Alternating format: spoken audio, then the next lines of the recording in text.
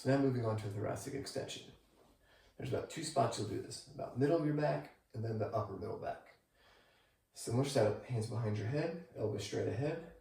Keep your butt down, keep your ribs down, and it's like you're doing a crunch, but you're doing a reverse crunch. Again, you might get some pops and cracks. Totally fine. I want you to lean back as far as you can.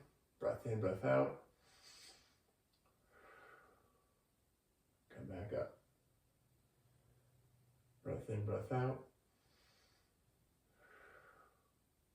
Come back up. And then you can go to the second spot.